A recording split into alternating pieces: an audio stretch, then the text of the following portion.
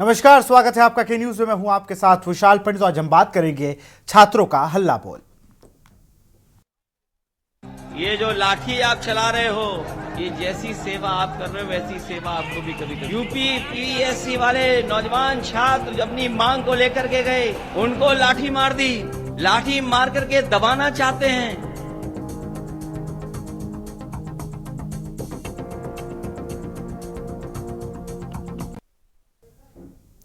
संगम नगरी प्रयागराज में छात्र सड़क पर उतर आए और यूपी पीसीएस कार्यालय के बाहर प्रदर्शन करने लगे। पीसीएस, आरओ और एआरओ की परीक्षा एक ही दिन में कराए जाने की मांग छात्र कर रहे हैं। पुलिस ने प्रोटेस्ट कर रहे छात्रों को समझाने का प्रयास किया, पर वो नहीं माने, जिस पर पुलिस ने छात्रों पर लाठीचार्ज कर दिया। पूरे प्रकरण पर समाजवादी पार्टी के राष्ट्रीय अध्यक्ष अखिलेश यादव ने पुलिस की निंदा करते हुए बीजेपी को घेरा।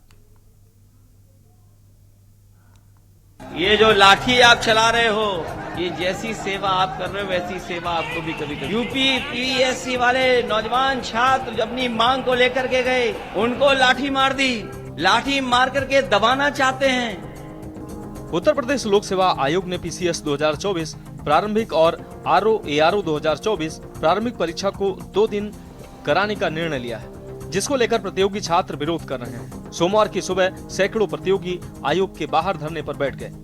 वह 2 के बजाय परीक्षा 1 दिन कराने की मांग कर रहे थे। प्रोटेस्ट को देखते हुए पूरे इलाके को छावनी में तब्दील कर दिया गया। छात्रों ने नारेबाजी शुरू कर दी, जिस पर पुलिस को लाठीचार्ज करना पड़ा।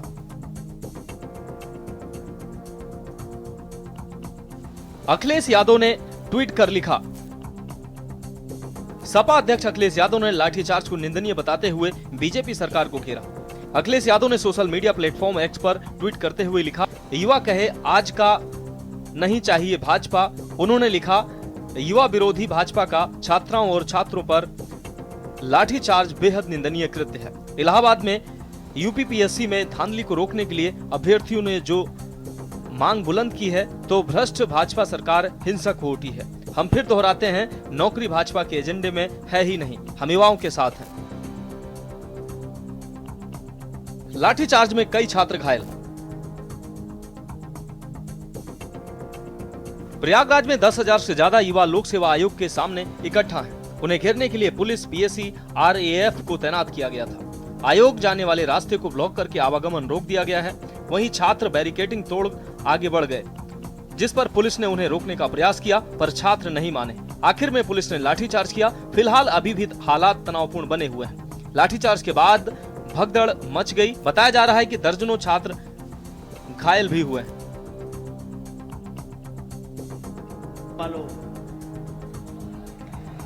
ये जो लाठी आप चला रहे हो, ये जैसी सेवा आप कर रहे हो वैसी सेवा आपको भी कभी कभी मिलेगी। अभी इलाहाबाद में सुना है लाठी चल रही है, वहां पर यूपी पीएससी वाले नौजवान छात्र अपनी मांग को लेकर के गए, उनको लाठी मार दी, लाठी मार करके दबाना चाहते हैं।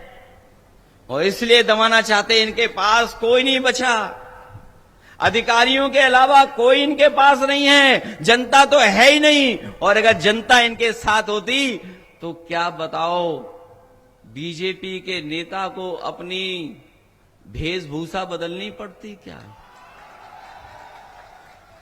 अगर इनके पास वोट होता तो बताओ, इन्हें वेशभूषा बदलनी पड़ती क्या?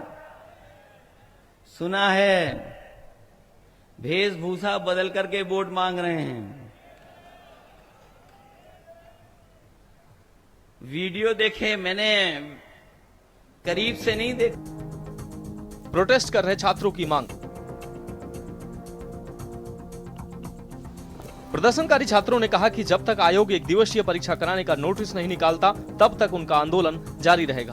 प्रतियोगी छात्र संघर्ष समिति के मीडिया प्रभारी प्रशांत पांडे ने कहा कि भर्ती अधिसूचना के तहत 11 फरवरी को आरओ एआरओ 2023 प्रारंभिक परीक्षा का आयोजन 1 दिन में किया था। पेपर लीक कांड के बाद परीक्षा निरस्त हुई।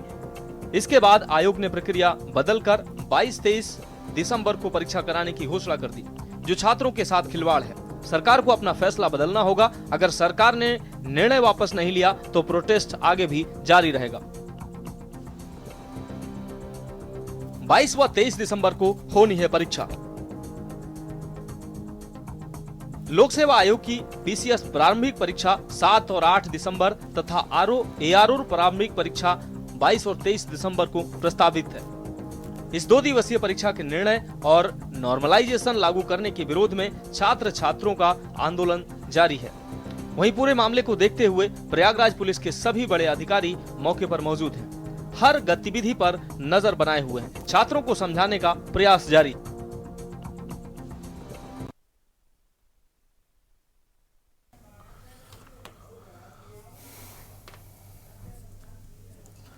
स्लोगन आपने देखा जो छात्रों के तख्तियों पर लिखा था, एक शिफ्ट है मीटी की, बाकी सब अन्य बातें उन्होंने लिख डाली।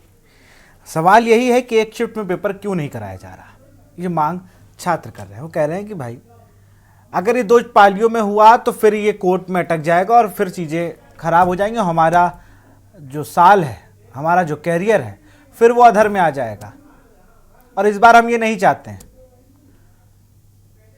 23 में लीक हुआ, 24 के अंतिम में हो रहा, 25 की शुरुआत में रिजल्ट आ जाएगा, सब कुछ सही रहा तो। इसी पे चर्चा करेंगे। प्रदीप मिश्रा हमारे साथ बीजेपी नेता जुड़ चुके हैं, बहुत बहुत स्वागत है। रजत मिश्रा सपा प्रवक्ता हैं, आपका भी स्वागत है। और मधुर दरबारी है हमारे संवाददाता प्रयागराज से। सबसे पहले तो मधुर के पास ही चलूंगा। मधुर, क्या स्थिति है अभी वहां पर?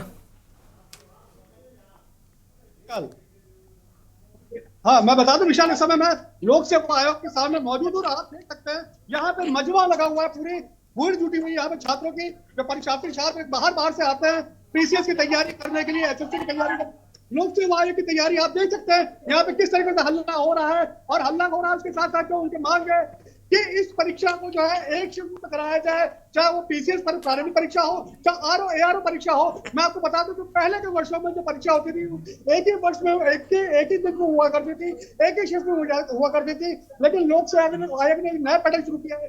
जो 2023 की जो परीक्षा है एआरओ की, उसको जो 22 दिसंबर और 23 दिसंबर को उन्होंने 2 दिन में शिफ्ट कराने की बात की है। और पीसीएस जो 2024 की परीक्षा है उसको 7 और 8 दिसंबर 2 दिन करवाने की है। उसको लेकर के एक बार पहले भी जो है यहाँ पे छात्र जुड़ चुके हैं और उन्होंने यहाँ पे ज्ञापन दिया था और इसी तरीके से विरोध प्रदर्शन यहाँ पे अपना दर्ज कराया था। लेकिन उस पर लोक सेवा ने पहले आश्वासन भी दिया था कि हम इस पर कोई ना कोई उसको देखेंगे, लेकिन उसके बाद उसमें कोई सुनवाई नहीं हुई।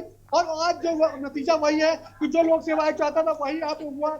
और आपको बता दूं कि सुबह 10-11 बजे से यहाँ पे सारे छात्र भूखे प्यासे। जरा मधुर जरा अभ्यर्थियों से बात करिए, जो बाबा साहब के चित्र लिए हैं, ऐसे अभ्यर्थियों से बात करिए, जितने अभ्यर्थी आपके आसपास दिख रहे हैं, जरा उनसे बात करिए, उनकी मांगे पूछिए। आइए आप ये बताइए कि क्या आप लोग की मांगे है, बताइए इधर आइए। हमारी जो मांग है, हम ये चाहते हैं कि जो यूपी पीसीएस या आरओ का एग्जाम है, उसको 2 दिन ना करा करके एग्जाम एक ही दिन कंडक्ट करा जाए। जिसकी वजह से मतलब यदि ये पेपर 2 दिन होता है तो इसमें नॉर्मलाइजेशन का प्रोसेस लागू होगा, और हम ये बिल्कुल नहीं चाहते हैं।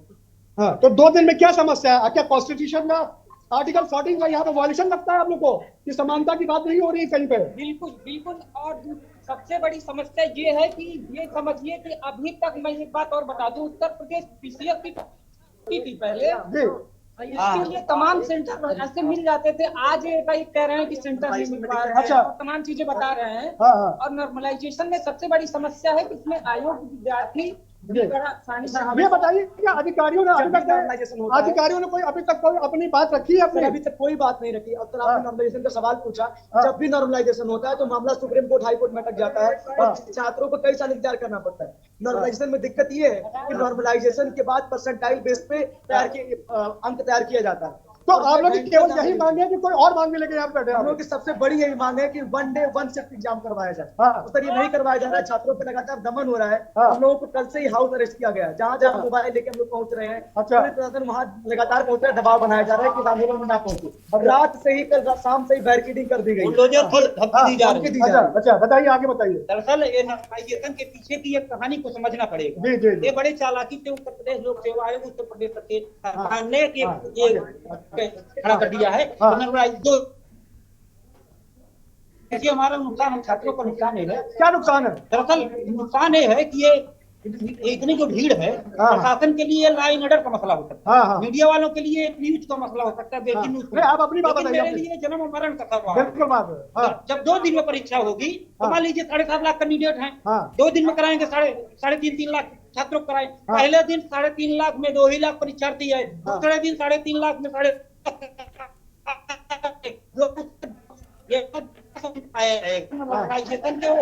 आ जाएगा जो 120 मतलब आप लोग का ये कहना है कि जो पेपर का जो स्तर होगा वो ऊपर नीचे हो सकता है, नीचे हो उसमें कोई टफ हो जाएगा, कोई इजी हो जाएगा, जो है उसको फायदा मिलेगा, एक को नुकसान होगा। ये कहने का मतलब आपका होना ही है। इसी को लेकर के आप लोग अपोज कर रहे हैं इसको। इसी को लेकर के हम लोग सड़कों पे जमे हुए हैं। हाँ, और मेरे मरने और जीने का सवाल है। तो कब तक ये आंदोलन, अगर मान लीजिए अगर आयोग नहीं मानता तो कब तक आप लोग आंदोलन चलाएंगे? इसके नीचे हम लोगों के पास कोई चारा ही नहीं बचा। जन्म और मरण का सवाल। अच्छा, अगर हम लोग इस लड़ाई को नहीं लड़ेंगे तो इसका मतलब है कि हम लोग कुछ या तो घर चले जाएं।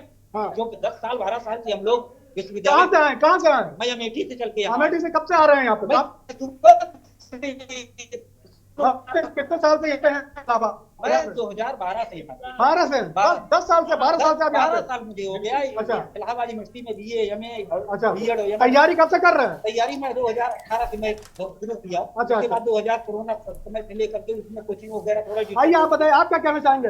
जो मांग है इसको क्या क्या कहना चाहेंगे इसके बारे में? यही कहना चाहूंगा कि नॉर्मलाइजेशन को बंद करना चाहिए। हाँ। जो एक शिफ्ट में आप कहते हैं एक शिफ्ट में एग्जाम होना चाहिए। जी एक चाहता हूँ कि एक शिफ्ट में एग्जाम हो, नॉर्मलाइजेशन को बंद करें। नॉर्मलाइजेशन होता है तो ये पता नहीं चलता कि विद्यार्थी कहाँ से हैं आप? कहाँ से आए हैं? आजमगढ़ से। तो कब से यहाँ पे प्रयागराज में कब से तैयारी कर रहे हैं? मैं तकरीबन 7 साल से हूँ। 7 साल से तैयारी कर रहे हैं। तो किस तरीके से यहाँ पे खर्चा पानी कैसे हो रहा है आप लोग का? खर्चा पानी है कि परिवार वाले दे रहे हैं, परिवार वाले भी कह रहे हैं कि भाई कितने दिन से पढ़ रहे हो, हम कब तक तुमको देंगे, कब तक। जब लेकिन सरकार वैकेंसी नहीं देगी। ये टीचर से लेके आरओ से लेके या UPSC से लेके BCS से लेके कोई भी ये लोग सही से नहीं करवा रहे। तो 2023 का जो आरओ की परीक्षा है वो अभी तक नहीं हुई, 2024 में खत्म होने वाला है। इस पर क्या कहना चाहेंगे आप? दिए और इसको कोर्ट में घसीट के लेके जाएंगे, भी जाएगा 2028-30 तक। अच्छा, चुनाव का मसला है, चुनाव को लेकर के लोग कर रहे हैं। चलिए मधुर आप बने रहिए हमारे साथ, मधुर आप बने रहिए हमारे साथ। हम जरा रुक करते रजत मिश्रा कर। रजत, अब आप लगातार आप लोग कहते हो कि भाई युवाओं को, और ये ARO पेपर लीक तो मुझे लग रहा है कि सपा अध्यक्ष ने ट्वीट करके लोगों को जानकारी दी कि भाई प्रयागराज में एक और पेपर लीक हो गया है, वहां देखिए प्रदर्शन चल रहा है कई दिनों से। तो ये आप लोग, तो अखिलेश यादव के ट्वीट से वो आता है लाइमलाइट में। आज अखिलेश यादव ने इसका जिक्र भी कर दिया कुंदुर्गी में, मुरादाबाद में, कि प्रयागराज में जो अभ्यर्थी है उन पर लाठी चलाई जा रही है। आप कैसे देखते हैं इसको? लागू करना ये विशाल जी आवाज थोड़ा आपकी कट रही है। मधुर मैं आपको रोकूंगा। मधुर आप बने रहिए हमारे साथ। मधुर अगर आप हमें सुन पा रहे हो, आप बने रहिए हमारे साथ। विशाल जी, आज जिस तरीके से उत्तर प्रदेश के हालात हैं वो किसी से छिपे नहीं है जी। और भाजपा सरकार में ना तो देखिए किसान खुश है, न जवान खुश है, और नौजवानों की तो बात ही बहुत मतलब हालत खराब है। जो ताजा आंकड़े हैं क्राइम रिपोर्ट के हिसाब से, आज हिंदुस्तान के अंदर छात्रों के सुसाइड के केस सबसे ज्यादा है, किसानों से भी ऊपर हो गई है वो लिस्ट। जो NCRB की रिपोर्ट है उसके हिसाब से किसानों से ऊपर नौजवान जो है, छात्र जो है वो सुसाइड कर रहे हैं, और उसकी सबसे बड़ी वजह यही है जो बेरोजगारी है। तो अब छात्र अपना हक मांगने जा रहे हैं, उनके ऊपर लाठीचार्ज हो रहा है, किसान अपना हक मांगने जा रहे हैं, उनके ऊपर गोलियां बरस रही हैं। तो ये बहुत ही निंदनीय है। भारतीय जनता पार्टी का ये मतलब साबित होता है कि वो हर तरीके से फेल है, हर पृष्ठभूमि पे फेल है। किसी भी तरीके से वो जो है सफल नहीं है सरकार, ना किसानों की, ना नौजवानों की, ना ही जो है जवानों के लिए, किसी भी के लिए भी उनके जो कृत्य है वो सही नहीं है। तो ये जो UPPCS की परीक्षा है, एक तो सबसे पहले आप देखिए कि जब भी कितने दिन भी हो गए इधर पीछे से कोई भी परीक्षा की सफल नहीं हुई है, कोई पेपर आउट हो जा रहा है, कोई एग्जाम कैंसिल हो जा रहा है। NTA जो इन्होंने संस्था बनाई है, सबसे पहले तो उंगली मैं उसी पे उठाता हूं। पहले भी मैंने कई बार बोला है कि NTA जो है वो एक भ्रष्ट संस्था है, जिसको इन्होंने सारे एग्जाम की जिम्मेदारी एक संस्था को दे रखी है। वो कतई गलत है, वो भ्रष्टाचार का अड्डा बना रखा है उन्होंने, और वो जो कोई भी अभी तक एक भी सफल एग्जाम जो है वो कंडक्ट नहीं करा पाई है। और यूपी पीसीएस के एग्जाम में जिस तरीकों से अभी तक एक दिन में एग्जाम होता था, उन्होंने इसको 2 दिन में एग्जाम कराने की मांग की। बिल्कुल सही कह रहे हैं विद्यार्थी कि अगर आप महाकुंभ जो है 1 दिन में आयोजित कर सकते हैं, जिसमें 3 करोड़ श्रद्धालु आएगा और आप व्यवस्था कर सकते हैं, आप 7 लाख स्टूडेंट की व्यवस्था 1 दिन में क्यों नहीं कर सकते हैं? आप किस तरीके के जो है सिली रीजंस दे रहे हैं कि हम परीक्षा 1 दिन में कंडक्ट नहीं करा सकते हैं? आप 2 दिन में परीक्षा कराएंगे। आप नॉर्मलाइजेशन की बात कर रहे हैं, नॉर्मलाइजेशन से किस तरीके से ये जो है आप उसको जो है कैटेगरी में बांटेंगे कि कौन सी पाली का परीक्षा सरल है, कौन सी पाली का परीक्षा कठिन है? ये कौन तय करेगा? हो सकता है कि मैं हूं, मुझे कोई पेपर जो है मुझे सरल लगे, दूसरा जो है अभ्यर्थी होगा उसको दूसरी शिफ्ट का पेपर जो है सरल लगेगा। तो आप तय करने वाले कौन होते हैं कि कौन सा परीक्षा सरल होगा और कौन सा परीक्षा कठिन होगा? आपने नॉर्मलाइजेशन की बात तो कर दी, लेकिन ये विद्यार्थियों के हित में कहीं भी उचित नहीं है, किसी भी दृष्टि से नहीं है।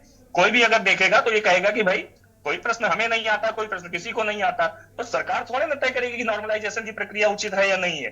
तो ये कतई गलत है, ऐसा नहीं होना चाहिए। और आज स्टूडेंट जब अपनी मांग को लेकर के जो है बैठे हुए हैं यूपी पीसीएस के सामने, तो आप उनके ऊपर लाठियां चला रहे हैं। आप किसके हैं? आप जो है आप इसी जनता ने, यही स्टूडेंट जो है, ये छात्र है, ये आधार होता है हमारे राष्ट्र को बनाने में, हमारे संविधान को बनाने में।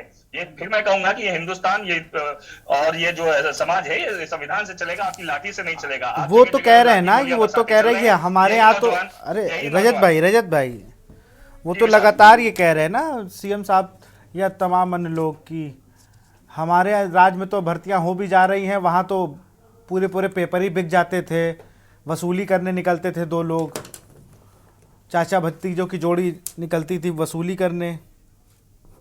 आप आंकड़े मांगिए ना इस सरकार से कि पिछले साल में कितनी परीक्षाएं इन्होंने कंडक्ट कराई हैं और कितने इन्होंने जो है छात्रों को, नौजवानों को रोजगार दिया है। सब देखिए, आजकल हर डाटा गूगल पे उपलब्ध है, आप डाटा दे दीजिए, हम भी संतुष्ट हो जाएंगे कि हाँ भाई योगी जी ने, भाजपा सरकार ने बहुत जो है रोजगार बांटे, बहुत विकास किया। आप तो डाटा ही नहीं दे पाते हैं ना, आप केवल जो है आप केवल बातें करते हैं, आपका कोई जमीनी काम नहीं है यहाँ पे। अरे आप डाटा दीजिए कि हाँ हमने पिछले जो है 7 साल में इतने पेपर कंडक्ट करा, इतने छात्रों को रोजगार दिया। हमारे पास तो डाटा है। आप कुछ भी कहें कि हमने जो है ये नहीं किया, हमने गुंडा राज फैलाया, हमने, लेकिन भाई साहब जो है जो बात होती है वो आंकड़ों से होती है कि हमने विकास किया कि नहीं किया, हमने रोजगार दिया कि नहीं दिया, हिंदुस्तान को बनाने में किसका योगदान रहा कि नहीं रहा। आप केवल डिवाइड एंड रूल चलते हैं, जो है किसान वहां पे अपना हक मांगे तो खालिस्तानी, जवान अपना हक मांगे तो पाकिस्तानी, नौजवान अपना हक मांगे तो जो है उनके ऊपर लाठीचार्ज। आप बांटने का काम कर रहे हैं। फिर मैं कहूंगा कि आप बांटने का काम कर रहे हैं। आप हिंदू किसको बोलते हैं? जो भाजपाई है वो हिंदू है।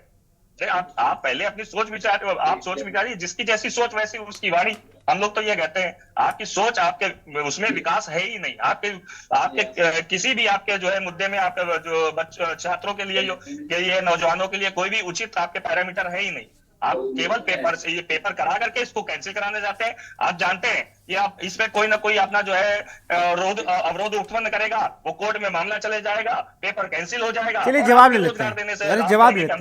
रजत भाई ये बीजेपी के नेता भी हमारे साथ हैं, बीजेपी के नेता भी हैं, उन्होंने भी लगभग अभ्यर्थियों की भी बात सुन ली। और हमारे प्रदीप जी, अगर आपको आवाज आ रही हो तो, ये 1 दिन में पेपर होता था, फिर 2 दिन में होने लगा। ये पेपरों को लेकर ना बड़ी दिक्कत है भाई, पेपर लीक, पेपर आउट और ना जाने क्या क्या। इतना अभ्यर्थी कैसे पेशेंस रखे भाई? पेशेंस नहीं विशाल जी, अभी पेशेंस कैसे रखेगा? अगर उसका कोई कह रहा है अमेठी से चल के आए हैं, उसका समय बर्बाद हो रहा है, उसका पढ़ाई का लॉस हो रहा है, उसके पास पैसा है ही नहीं, जितने लोग वहाँ खड़े हैं ये कहाँ से लाएंगे? कोचिंग का फीस भरना यही बहुत है। और जब आदमी कहीं हार जाता है तभी सड़क पर उतरता है, और इस तरीके से किसी छात्रों का सड़क पर उतरना ये अच्छे संकेत नहीं है। प्रदीप जी। ये विशाल जी जो अभी प्रकरण संज्ञान में आ रहा है, आयोग और भाजपा की सरकार ने, मतलब जो भी आप देखिए, अभी 2 मुद्दा ये है, नॉर्मलाइजेशन और 2 पाली में एग्जाम कराने का मुद्दा है जी। तो विगत वर्षों में आप जाएंगे तो 1 पाली में और 1 ही दिन में चुनाव अपना परीक्षा होता था। तो आयोग ने, अभ्यर्थी ज्यादा होने के कारण आयोग ने निर्णय लिया कि एग्जाम में परीक्षा 2 दिन में कराया जाए, जिसकी तिथि भी तय हुई है। पीसीएस प्री का जो है 7-8 में कराने का, और जो है आरओ का 22-23 में 2-2 पाली में। तो इसमें जो समस्याएं, मतलब छात्रों द्वारा जो बताई जा रही कि नॉर्मलाइजेशन और 3.5 लाख अगर पहले उसमें आएंगे तो उसमें कम छात्र आए तो पेपर ऐसा हो जाएगा, ये जो सारी चीजें हैं ये विरोध प्रदर्शन और जो विरोध का एक मार्ग जो छात्रों द्वारा चुना गया है, और विपक्ष की जो हमारी राजनीतिक पार्टियां हैं उसमें जो अपना रोटी सेकने का कार्य कर रही हैं कि हमारी जो है भाजपा सरकार छात्रों की विरोधी है, छात्रों के हित में कार्य नहीं कर रही है। हमारी मंशा और आयोग की मंशा, भाजपा योगी आदित्यनाथ की मंशा, आयोग की मंशा यही है कि सभी छात्र सुलभता से अपना एग्जाम दें। उनकी सुलभता के लिए 2-2 पाली और दो दिन में जो है ये परीक्षा कराने के लिए आयोग ने तय किया है। अगर ऐसी कोई असुविधा है तो आयोग के साथ बैठ के, अगर एक प्रकरण जो है संज्ञान में आया है तो माननीय योगी आदित्यनाथ और आयोग मिलकर, आयोग स्वतंत्र है और निर्णय लेगा और 1 ही 2 दिन में सारी चीजें क्लियर होंगी। आयोग 2 दिन में ही चुनाव अपना जो है परीक्षा कराने का जो है पुनः विचार करेगा कि 1 दिन के लिए जाएगा। ठीक है, तो ये सब सारी चीजें हैं। और विपक्ष इसमें अपना, देखिए विपक्ष का ये रोल होना चाहिए, विपक्ष बताए कि कहां समस्या है, विपक्ष एक स्वस्थ विपक्ष की भूमिका में हो। ऐसा नहीं है कि भारतीय जनता पार्टी अगर प्रॉपर सही काम करने और आयोग सही कार्य करने का प्रयास कर रही है, आप उसमें भी जो दखलंदाजी देने का और गलत तरीके से बयानबाजी करने का, डिवाइडिंग रूल पॉलिसी जो है ये आपकी समाजवादी पार्टी सरकार, जो अभी हमारे प्रवक्ता जी बोल रहे थे, इन लोगों की सरकारों में होता है। हम लोग एक समान समाज को, एक समरसता के भाव को लेके हम लोग आगे बढ़ते हैं। सभी छात्रों का के हित के लिए निर्णय लिया गया है और आगे अभी आयोग जो है इसे पुनः विचार करेगा, जैसा होगा आप लोगों के सामने आएगा। प्रदीप जी, इलेक्शन कब है 9 सीटों पर? इलेक्शन 20 तारीख को है। 2 दिन में होगा क्या इलेक्शन? मैं अब सीधी चीज, अब आप राजनीतिक दल वाली बात कर तो मेरी बात सुनिए। जब बात आती पढ़ाई की, जब बात आती स्वास्थ्य की, तब ये हो जाता है कि विपक्षी दल का मोटिव है, विपक्षी दल से नहीं मतलब है। आप बताइए, ये जो छात्र खड़े हैं बाबा साहब की तख्तियां लेकर, उनकी तस्वीरें लेकर, ये अगर सड़क पर उतरे हैं तो किसका फेलियर है? ये अखिलेश यादव का फेलियर है, ये शिवपाल सिंह यादव का फेलियर है, राहुल गांधी का है, प्रियंका गांधी का है। और मुझे एक चीज नहीं समझ में आ रही है, इस देश में चुनाव को बड़ा मोटिव लिया जाता है ना। आपकी पार्टी पूरे में शिक्षा में कहीं बात करी ना, रजत मिश्रा की पार्टी बात कर रही है। यहां बात हो रही है एक रहोगे तो सेफ रहोगे, और ये भी डटे हुए हैं, कह रहे ना हटेंगे ना गिरेंगे, तमाम नारे लग रहे हैं। सिर्फ इसी पे पूरा चुनाव हो रहा है, इसी पे सारी चीजें हो रही हैं। मूल सुविधाएं, मूल मुद्दे सब एक टोकरी में करके गंगा जी में बहा दिए गए हैं। नमामि गंगे हो गया है प्रोजेक्ट में उनका, बिल्कुल मतलब कोई सेंस वाली बातें चली नहीं रही चुनाव में। एक नारा दिया गया आगरा में, उस नारे पे पूरा चुनाव आ गया, 3-3 राज्यों के चुनाव उस नारे पे हो गए। हमारा बच्चा पढ़ेगा क्या, हमारा बच्चा खाएगा क्या, इस पे कोई बात ही नहीं कर रहा है। दुनिया की सबसे बड़ी पार्टी का दावा आप कर रहे हो, देश की 3 नंबर की पार्टी का दावा रजत मिश्रा कर रहे हैं, और बात किस पे हो रही है? कटोगे तो बटोगे, एक रहोगे नेक रहोगे, सेफ रहोगे। अरे एक रहेंगे तो क्या करेंगे जब पढ़े लिखेंगे नहीं? तो करना क्या है प्रदीप जी, करना क्या है ये बताइए। हम इन नारों को ही लेके चलेंगे या पढ़ाई लिखाई की भी बात करेंगे? 1-1 रुपए के पेन आते थे, आज 7-7 रुपए के हो गए हैं, इस पे कोई बात ही नहीं कर रहा है। विशाल जी, हम लोग बिल्कुल शिक्षा पे बात करना चाहते हैं और करेंगे और करते रहे हैं। ऐसा नहीं है कि जब समाजवादी पार्टी की सरकार थी तो प्राइमरी स्कूल भी चलते थे और शिक्षा संस्थाएं भी चलती थी, हम लोगों ने उस पर काम भी किया है। लेकिन भारतीय जनता पार्टी, अभी आप देखिए पीछे जो है 26,000 से ऊपर जो है प्राइमरी स्कूलों को बंद करने की इनकी योजना थी, उसके पहले लगभग इतने ही जो है इन्होंने बंद भी किए हैं प्राइमरी स्कूल। तो शिक्षा की तरफ आप जो है आप उसकी तरफ ले जा रहे हैं। आप जो है आज आयोग को जो है दोषी ठहरा रहे हैं, लेकिन नीतियां तो सरकार बनाती है ना। आप चुनाव, आप रही बात, अभी आपने चुनाव की बात करी तो मैं याद दिला दूं कि इनकी कोई मतलब प्लानिंग किसी चीज के लिए है ही नहीं। 13 तारीख को चुनाव होना था, आपने 20 तारीख को कर दिया। एक दिन में एग्जाम होना था, आपने 2 दिन में कर दिया। आप वन नेशन वन इलेक्शन की बात कर, आप प्लानिंग कैसे करते हैं? ये साफ दर्शाती है कि आपकी कोई प्लानिंग नहीं है, आपकी सारी योजनाएं फेल है। जो पिछली सरकारों के प्लान बने हुए थे, चाहे वो जीएसटी हो, चाहे आधार कार्ड हो, चाहे जो हो, वो तो सक्सेस आपने उनमें अमेंडमेंट करके लागू कर दिया। लेकिन आप अभी तक कोई भी कोई भी आप अच्छी योजना है वो अपने दिमाग से बना करके नहीं ला पाए। चलिए रजत, आपको रोकूंगा और मैं भाजपा के प्रवक्ता के पास जुड़ूंगा। उससे पहले एक दर्शक गिरीश शुक्ला हमारे साथ जुड़ चुके हैं। गिरीश जी, अपनी बात को रखें। मैं ये कहना चाहता हूँ कि कंबाइंड परीक्षा हुए बगैर कंबाइंड मेरिट नहीं बनाई जा सकती है, यह गैर कानूनी है। आयोग एक साथ परीक्षा कराए तभी कंबाइंड मेरिट बनेगी। अगर उसे परीक्षा अलग अलग करानी है तो मेरिट भी अलग अलग उसी हिसाब से बननी चाहिए। 50% आदमी की मेरिट एक साथ बननी चाहिए, 50% की अलग मेरिट बननी चाहिए, नहीं तो ये गैर कानूनी परीक्षा होने जा रही है। एक जैसा पेपर नहीं तो कंबाइंड मेरिट कैसे आप बनाएंगे?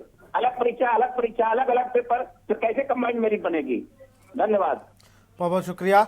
तो हम लोग बात कर रहे हैं छात्रों का हल्ला बोल। यूपी पीसीएस के ऑफिस के बाहर जिस तरीके से आप अभी मधुर ने भी दिखाया कि कहाँ पर अभी भी जो अभ्यर्थी हैं वो लगातार डटे हुए हैं। वो कह रहे हैं एक शिफ्ट में एक बार में पेपर कराइए, 2 टुकड़ों में पेपर करा के उन्हें फिर एक शंका है कि पेपर अगर ऐसे होगा तो कहीं ना कहीं फिर से वो कोर्ट की ओर बढ़ चलेगा। फिलहाल यार रुकते एक छोटे से ब्रेक के लिए। छात्र अपनी मांग को लेकर के गए, उनको लाठी मार दी, लाठी मार करके दबाना चाहते हैं।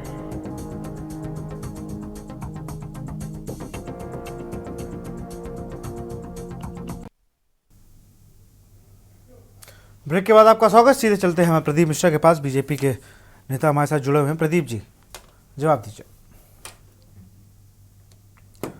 विशाल जी, मैं आपको बताना चाहूंगा भी जैसे हमारे मित्र बता रहे थे कि जो है हमारी पार्टी शिक्षा को लेकर और उस सब चीजों के लिए प्रतिबद्ध है। मैं भी अभी इनको याद दिलाना चाहूंगा कि माननीय मुलायम सिंह यादव जी चीफ मिनिस्टर थे उत्तर प्रदेश के, उन्होंने पूरे प्रदेश में नकल अध्यादेश जारी किया था। तो उसमें जो है सभी विद्यालयों में सेल्फ सेंटर रहेगा और सब बच्चे नकल करके पास होते थे, सबके 90 के ऊपर जो है परसेंटेज आया करते। और उसी के पूर्व में या बाद में जाएंगे तो आपको रिजल्ट परसेंटेज देखेंगे, वहां पे जो है 35-40% पे रिजल्ट आया था। तो ये लोग ऐसे बोलेंगे कि माननीय मुलायम सिंह यादव जी भी ऐसा एक प्लान लेके आए थे, हम लोग जो है विद्यार्थियों के हित की बात करते हैं। तो देखिए, विपक्ष हमेशा अगर जहां कहीं प्रॉब्लम है, आयोग द्वारा अगर कहीं गलत कार्य हो रहा है, अभ्यर्थियों के हित की क्या बात है, वो बैठ के ये लोग आए, आयोग को एप्लीकेशन दें। कौन समाजवादी पार्टी का नेता गया वहां पे आयोग को एप्लीकेशन दिया? ठीक है। तो आप जिस जिम्मेदारी पे हैं उस जिम्मेदारी की बात करिए। ऐसा नहीं है, अगर वहां पे छात्र अपना प्रदर्शन कर रहे हैं, छात्रों को अपना जो है प्रदर्शन करने का राइट्स है, सभी लोग हिंदुस्तान में प्रदर्शन कर सकते हैं और लोकतांत्रिक व्यवस्था के तहत। ऐसा नहीं है कि आप जो है प्रोटेस्ट को भी गलत तो बात करना चाहिए, प्रोटेस्ट को भी गलत एंगल से आपको नहीं करना है, हिंसा नहीं करनी है, वहां पे लड़ाई झगड़ा नहीं हो, लॉ एंड ऑर्डर का मामला होता है। तो इसमें ये सब सारी चीजें देखते हुए सरकार को और शासन को आगे बढ़ना पड़ता है। इसमें आयोग पूरा संज्ञान में ले रहा है प्रकरण को, तो अभी इसमें आयोग निर्णय लेगा 1-2 दिन में। और जैसा है, अब बता, माननीय योगी आदित्यनाथ जी के भी संज्ञान में सारी चीजें आई हैं और जल्द से जल्द 1-2 दिन में सारी चीजें निकल के आएंगे। और रहा जो आप अभी बोल रहे थे चुनाव 9 सीटों का है, इसलिए 1 दिन में चुनाव होगा। पूरे उत्तर प्रदेश का चुनाव होता यही 2-3 दिन में ये चुनाव होता। तो ऐसा नहीं है, चुनाव हो या परीक्षा हो, ये सब सुलभता से हो जाए, सबके हित में ध्यान में रखते हुए सारी चीजें निर्णय लिए जाते हैं। अगर इस पे किसी को दिक्कत या परेशानी हो रही है, ये सबका अपना राइट्स है, वो अपना छात्र अपनी बात रख रहे हैं, जहां तक अगर जेन्युइन होगा सारी चीजें उससे फिर निर्णय ली जाए। चलिए, मधु दरबारी हमारे साथ बने हुए हैं प्रयागराज से और जो प्रदर्शन कर रहे हैं अभ्यर्थी उन्हीं के साथ है। मधुर, लगातार आपने बीजेपी और सपा दोनों ही दल को सुना, जरा छात्रों से सवाल जवाब करिए वहां पर। सबसे मैं आपको बताइए आप क्या कहना चाहेंगे, जो ये जो प्रोटेस्ट चल रहा है उसको लेकर आप क्या कहना चाहेंगे?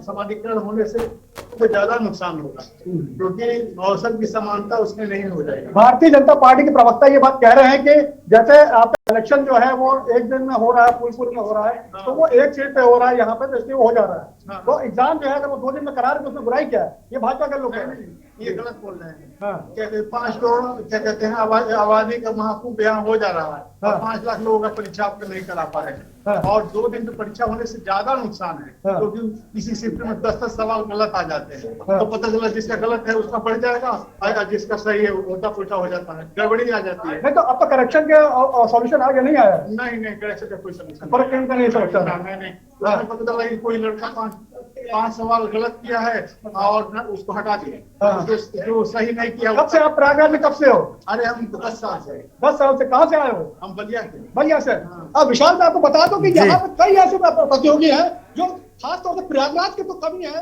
और बाहर से आए हुए हैं। कोई बलिया से आया, कोई अमेठी से आया, कोई बरेली से आया।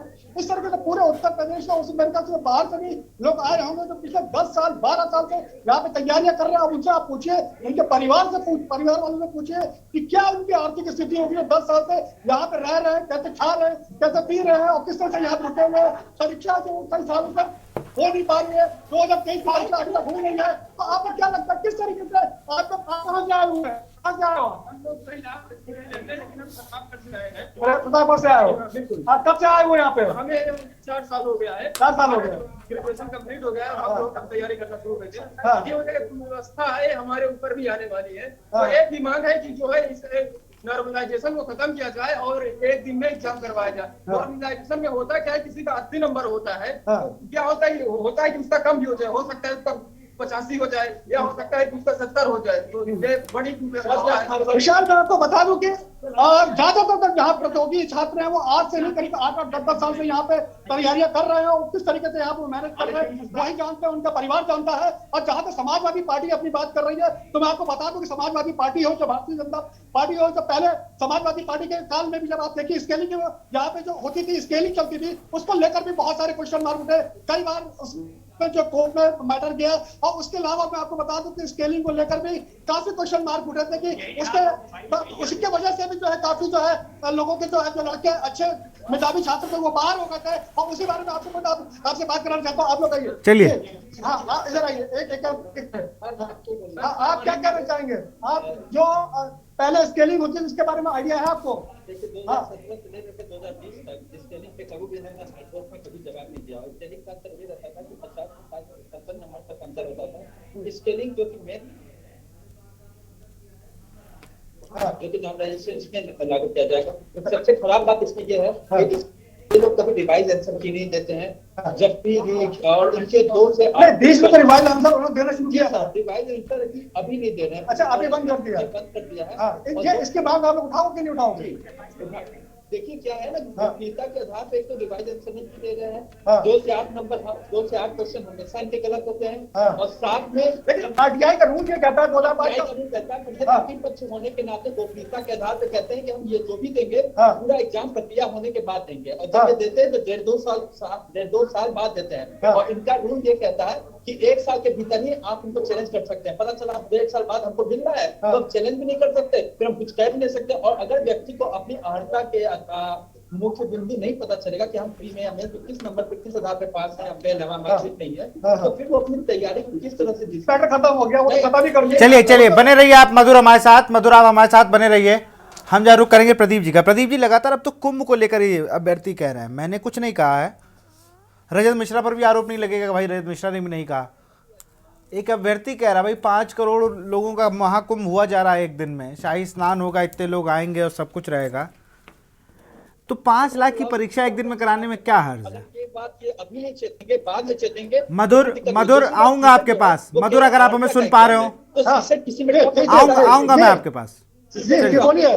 बिल्कुल आप विशाल देखिए, यहाँ पे इनका यही कहना है कि जब आप जो है महाकुंभ करा सकते हैं। बिल्कुल आप बने रहिए हमारे साथ, मधुर बने रहिए। प्रदीप जी के पास चलेंगे। प्रदीप जी,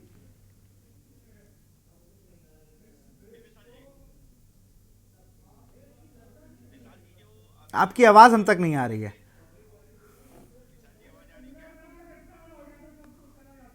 आप अनम्यूट कर लीजिए प्रदीप जी अपने आप को।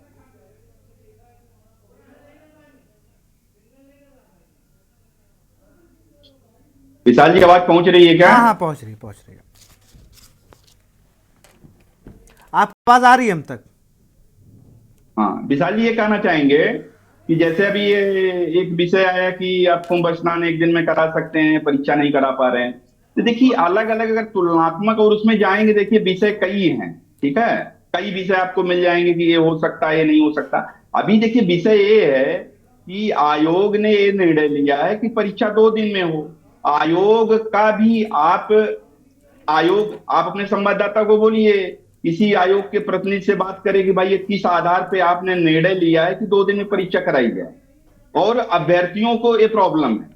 तो हम लोग सभी लोग अगर उनका भी पक्ष सुनते हैं, आयोग क्या कहना चाहता है, ठीक है। आयोग ने जो निर्णय लिया है 2 दिन में परीक्षा कराने के लिए, ये छात्रों की सुलभता के लिए और शासन प्रशासन की सुलभता के लिए, आयोग की सुलभता के लिए, कि जैसे परीक्षा सुचारू रूप मतलब सुविधा पूर्वक कराई जाए और सभी अभ्यर्थियों को कोई दिक्कत ना हो, ठीक है, भीड़ भाड़ से बचने के लिए, और सारी चीजें ये सब आयोग ने निर्णय लिया है।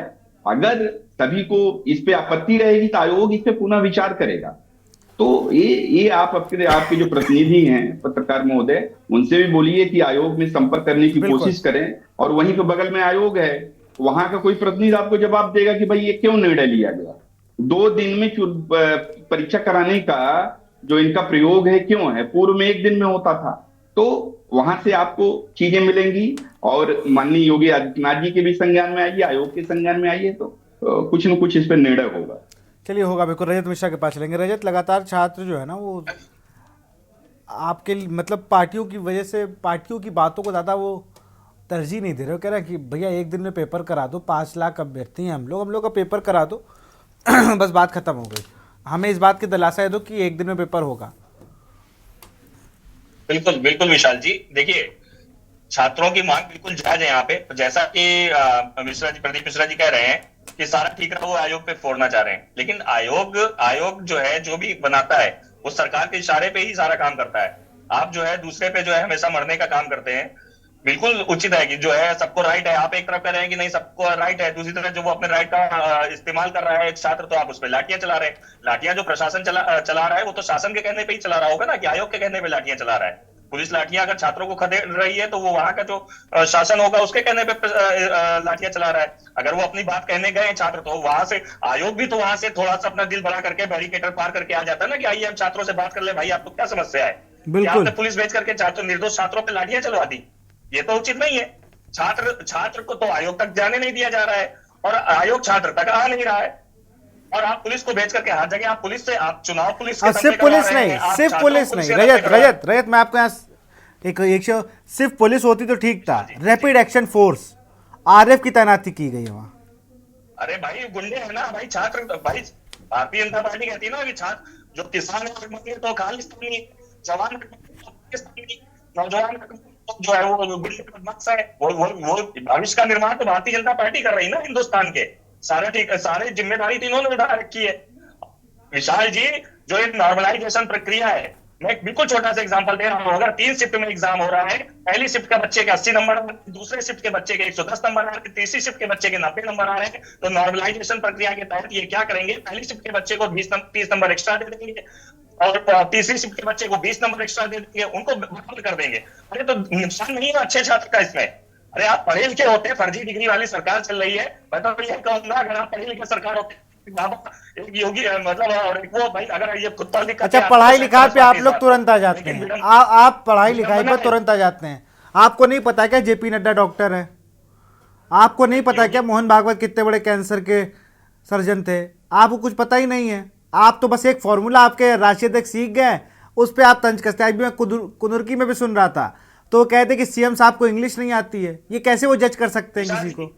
क्या भाषा के रूप में आप जज करेंगे हमारे प्रदेश के CM को? भाई मैं बिल्कुल नहीं करूंगा, लेकिन आपको पता है कि सरकार केवल हिंदुस्तान में 2 आदमी मिलकर के चला रहे हैं। अब अधिकारी की सुन रहे हैं ना, पढ़े लिखे नेताओं की सुन रहे हैं। या आपको बताऊं कि किस तरीके से पढ़े लिखे नेता और बड़े बड़े नेता हिंदुस्तान के अंदर आज नहीं इतिहास में है कि एक से एक पढ़े लिखे नेता रहे, लेकिन इन्होंने सबको हाशिए पे रख दिया है। पूरा उत्तर प्रदेश आप किसके इशारे पे चल रहा है, पूरा हिंदुस्तान किसके इशारे पे चल रहा है, ये आप समझ रहे हैं अच्छी तरीके से।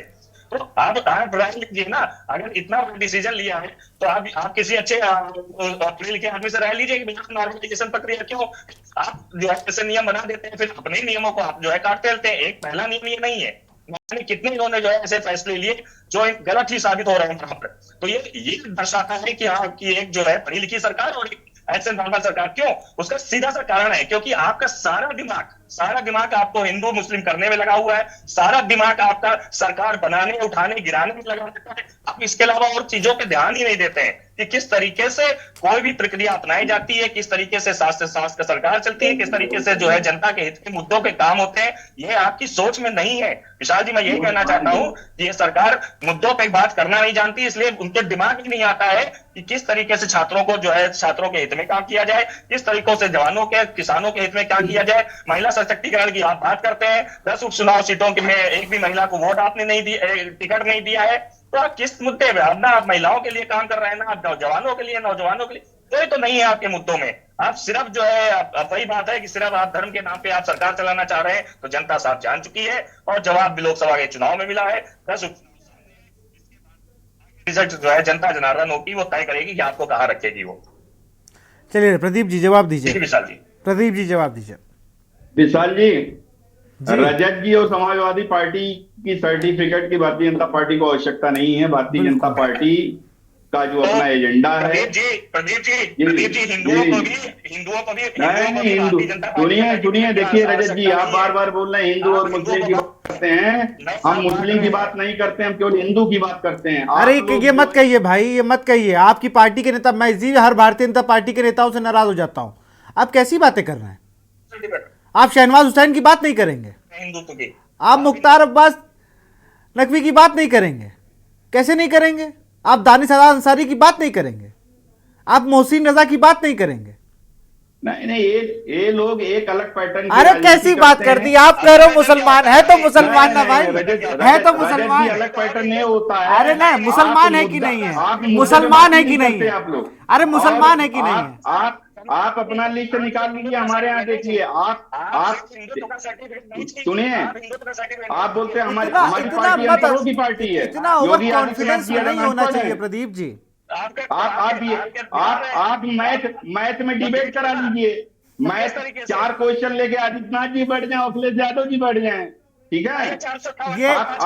ये सौभाग्य किसी को प्राप्त नहीं होगा, कोई जाएगा नहीं लेके। ये भारत में ये पैटर्न कभी नहीं चलेगा कि आप आइए खुले मंच पे डिबेट कर लीजिए।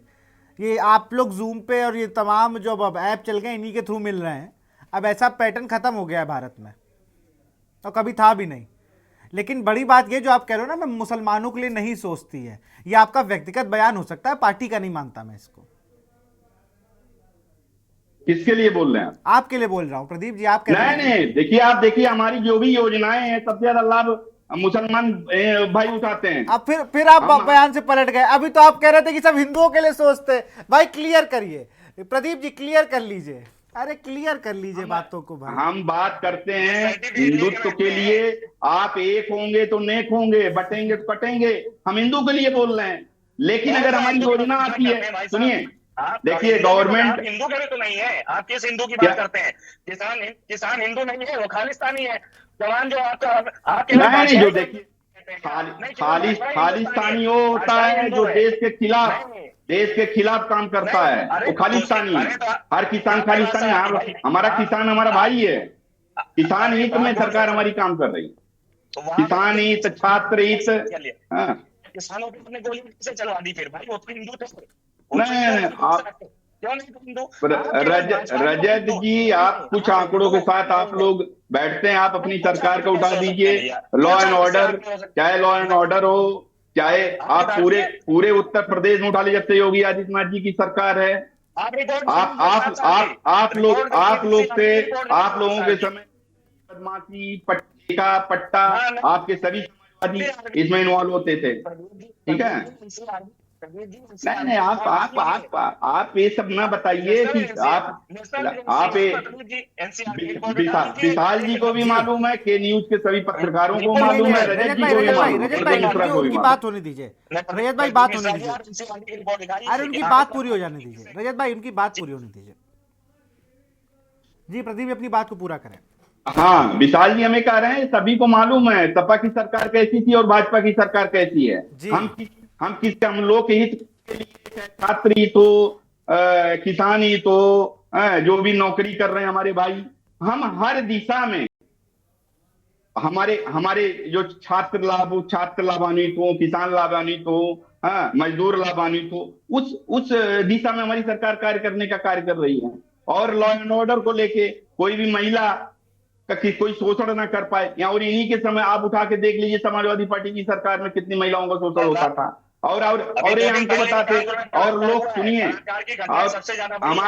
हमारी बात सुनिए रजत जी, आप लोकतंत्र की बात करते हैं। हमारी भारतीय जनता पार्टी में लोकतंत्र अगर कहीं है तो हमारी पार्टी में है।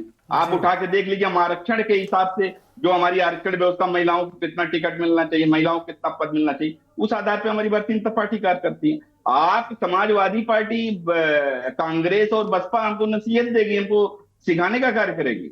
आप लोग अपने घर को देखिए, हाँ, और आपको कोई भी मुद्दा मिल जाता है। अभी छात्र आज प्रोटेस्ट कर रहे हैं, प्रोटेस्ट ये है, आप बोलते उसको नॉर्मलाइजेशन पे ले गए। प्रोटेस्ट उनका करना, अभी आप बैठ जाइए, नॉर्मलाइजेशन विशाल जी, नॉर्मलाइजेशन के बारे में आप पूछिए आयोग से। आप अपने प्रतिनिधि, नॉर्मलाइजेशन है क्या? आप नॉर्मलाइजेशन की बात कर रहे हैं। आप यहाँ मुद्दा केवल है 2 दिन में और 2 शिफ्ट में एग्जाम कराने का। इसमें छात्रों को कोई दिक्कत नहीं होनी चाहिए, जो पढ़ने वाले छात्रों को कहीं कोई परेशानी नहीं। आप 2 शिफ्ट में कराइए, 3 शिफ्ट में कराइए। नेट का एग्जाम होता है, सीबीएसई सारे एग्जाम में होते हैं, तब 2-3 शिफ्ट में 5 एग्जाम होते हैं। इसमें कोई असुविधा नहीं होनी चाहिए। और एक अभ्यर्थी हमारे साथ जुड़ चुके हैं, मैं रोकूंगा प्रदीप जी, समय सीमा का में एक अभ्यर्थी हमारे साथ जुड़ चुके हैं। इन लोगों की भी आप बिल्कुल सीधा अभ्यर्थी बता देंगे ना, अभ्यर्थी जो है वो तो बता देंगे ना उन्हें क्या दिक्कत है। नहीं, अभ्यर्थी देखिए, जुड़ गए, अरे जुड़ गए प्रदीप जी, रोकूंगा, धैर्य रखिए, आ रहा हूँ। अभ्यर्थी क्या नाम है आपका? फिर बांट दिया आपने, अभ्यर्थी भी अलग अलग होते हैं। अरे छात्र अरे नहीं, बात सुनिए, हम राजनीतिक छात्र राजनीति होती है। कहाँ हो रही है? यूजन सभा है। अरे रजत जी, आप बात को समझिए। विशाल जी, विद्यार्थी परिषद हमारे संगठन द्वारा छात्र राजनीतिक पार्टी है। आपके यहाँ यूजन सभा है, वहाँ से जुड़े लोग हो सकते हैं। जो भाजपा का वही किसान है, जो भाजपा का वही छात्र है, बाकी बात कर रहे हैं। देखिए भैया, प्रदीप भाई और रजत भाई, दोनों लोगों को आप लोग बात बहुत कह रहे हो ना, छात्र राजनीति, कब से छात्र संघ चुनाव बंद है, बहाल नहीं हुए, छात्र नेता आप कहाँ रह गए? जो 10 साल पहले वरिष्ठ छात्र नेता थे, आज भी वो वरिष्ठ छात्र नेता लिख रहे हैं। आप तो कुछ होता नहीं, तो चाहे NSUI हो और चाहे वो छात्र सभा रजत मिश्रा की हो, चाहे इन्हीं के इंडिया गठबंधन की CYSS हो, आम आदमी पार्टी की स्टूडेंट विंग, या आपके अखिल भारतीय विद्यार्थी परिषद हो।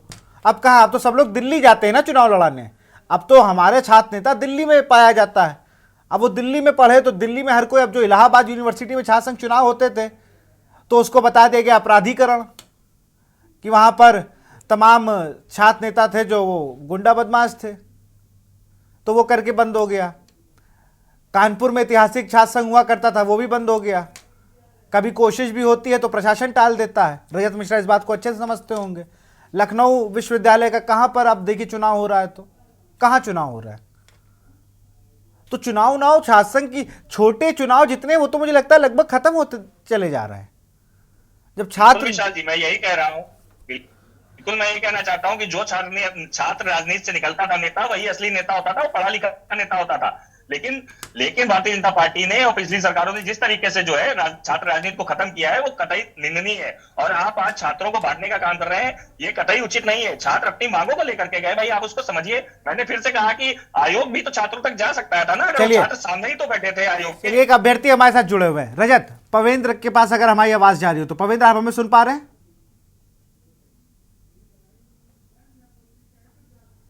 पवेंद्र, आप हमें सुन पा रहे हैं? अनम्यूट कर लीजिए, अपने आप को अनम्यूट कर लीजिए।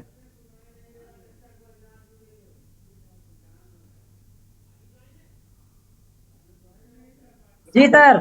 जी पवेंद्र, क्या मांगे हैं आपकी? आप यूपीपीएससी के जो सर हम लोगों की मांगे केवल एक ही है कि परीक्षा, PCS की परीक्षा, समीक्षा अधिकारी और सहायक समीक्षा अधिकारी की परीक्षा, अभी तक इतिहास में लोक सेवा आयोग के एक ही दिन में पेपर होते थे।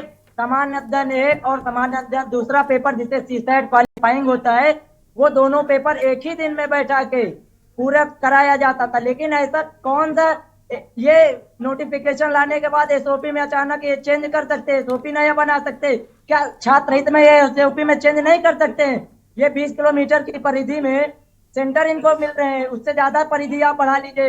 41 जिले में ही सेंटर ये कर रहे हैं, 75 जिलों में। तो सर इनको छात्र हित में आयोग को कार्य करना चाहिए, ना कि ये छात्रों का हित चाहे। और हमारी केवल एक ही मांग है सर, नॉर्मलाइजेशन जैसा यहाँ कोई भी साइंटिफिक इसका कोई रीजन नहीं बनता है जो यहाँ ये नॉर्मलाइजेशन लागू कर रहे हैं। अभी तक तो नॉर्मलाइजेशन कभी आज तक नहीं हुआ। आखिर आज क्यों नॉर्मलाइजेशन की नौबत आ रही है? हमारी सर माननीय योगी आदित्यनाथ जी से मेरा सादर निवेदन है कि आप ही हमारे अभिभावक, ये आयोग उत्तर प्रदेश लोक सेवा आयोग तो अपनी गलती ही नहीं मानता है सर, और ये अपनी एक नोटिस तक नहीं निकाल सकते हैं। माननीय योगी आदित्यनाथ जी से ने नोटिस निकाला बाकायदे छात्र हित में, तो छात्र हित में नोटिस निकालने के बाद माननीय मुख्यमंत्री जी हम लोगों को 6 महीने के अंदर सुविधापूर्ण भर्ती कराने का आश्वासन भी दिए, जो कि उनका साधुवाद। लेकिन अब क्या किया जाए, अब प्रशासन या आयोग कुछ भी इनकी इतनी हट धर्मिता हो गई।